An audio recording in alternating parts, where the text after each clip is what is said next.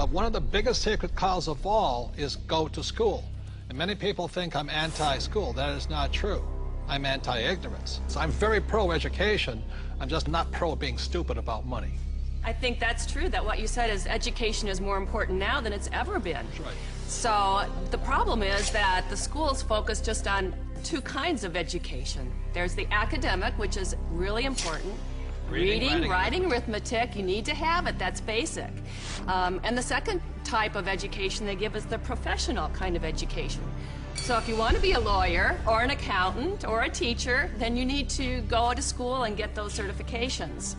But the one kind of education that's lacking severely in the school system as it stands is financial education.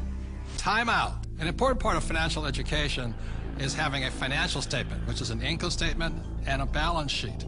Now, when you go to your banker always asks you for your financial statement, not your report card, because your financial statement is your report card once you leave school.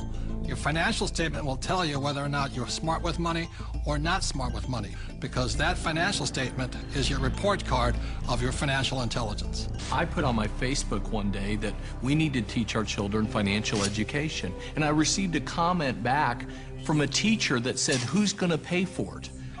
We're all going to pay for it if we don't start educating our children in school. This is a very hot subject, but our schools are training people to be employees, to work for the rich. The second thing I don't like about school is how dare they label a kid as smart or stupid at an early age. The reason I'm sensitive to that is because I was labeled stupid right off the start. And it wasn't that I was stupid. I was bored, and I was not interested, and it was none of the subjects I wanted, and nobody could tell me how I was going to use calculus. I kept asking my teacher, how am I going to use calculus? And they couldn't tell me. Are they training to be an employee, or are they training to be street smarts? See, my poor dad was school smart, my rich dad was street smarts, and I'd rather be street smart today.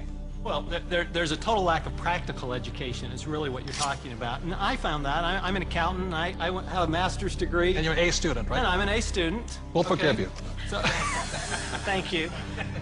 But when I went to school, the only financial education I got was specific to my profession. Okay, there was no general financial education. I could have gone all through, gotten a master's degree, got a PhD in my field without any specific financial education about how to handle myself once I got out of school. Right, and people say to me, well, I learned economics in school. Is economics financial education? Not really. You know, it's not about investing, it's not about the laws, it's not about taxes, it's not about history. Well, Robert, as a lawyer, I see all sorts of people walk through the door. And some are highly educated, and some have no education at all, but like you said, they're street smart. And the first time I saw this type of client, I thought, wow, he's doing pretty well. He didn't go to college, but he's got all this real estate. And then there's a pattern that develops where you see a lot of people who never went to college, but are street smart and have done very well.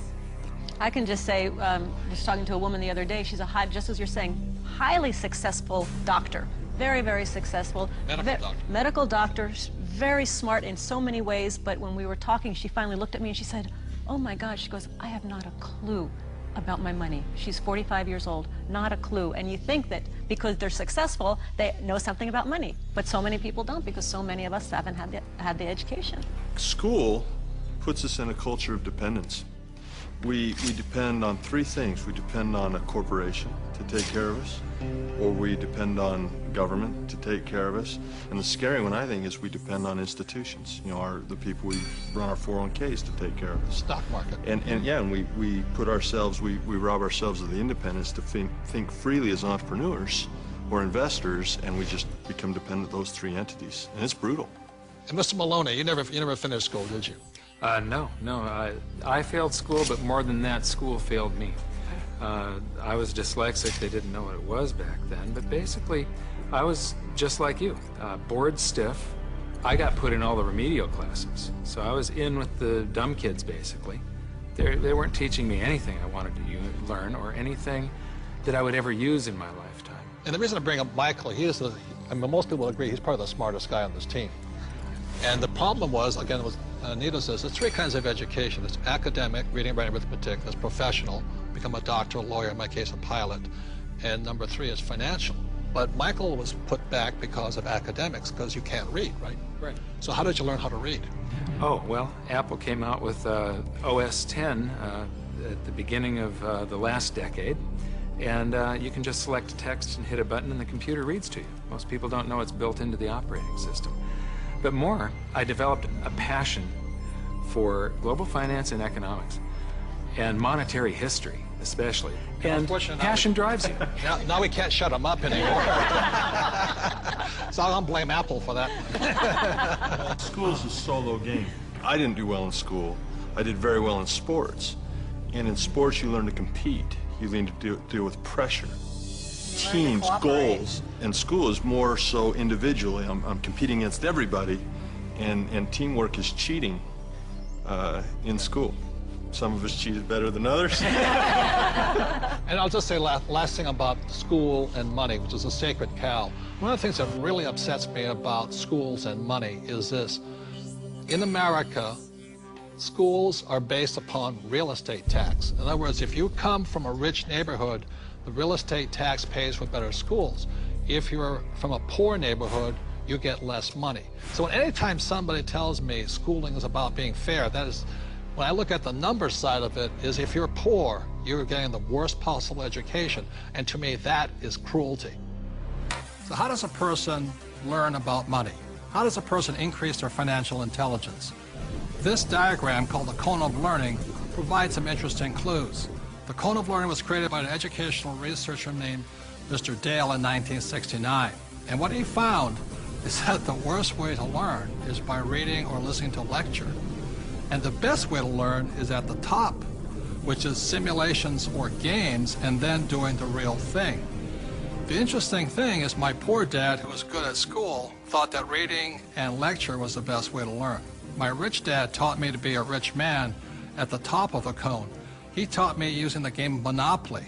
You know, 4 greenhouses, 1 red hotel. 4 greenhouses, 1 red hotel. And then we went out and did the real thing. So one of the ways, if you want to learn without much risk, is by simulations, play games. The reason my wife and I created the cash flow game was so that you could play and learn physically, mentally, emotionally, but make a lot of mistakes with play money. So how many people in this room have made financial mistakes? You know, the only thing we were ever taught was maybe how to balance a checkbook, how to have a savings account, those basics. Financial education is like learning another language. Yeah. You know, when you learn real estate, it's a different language than stocks. It's a different than entrepreneurship or commodities, or oil or gold. I say this all the time in Mexico. If you learn English, you can do business with the whole world. When you learn to speak the language of money, it opens up a whole new world. Yeah. And unfortunately, in our school systems, we don't teach the language of money. We teach people the language of becoming a doctor, lawyer, or an employee.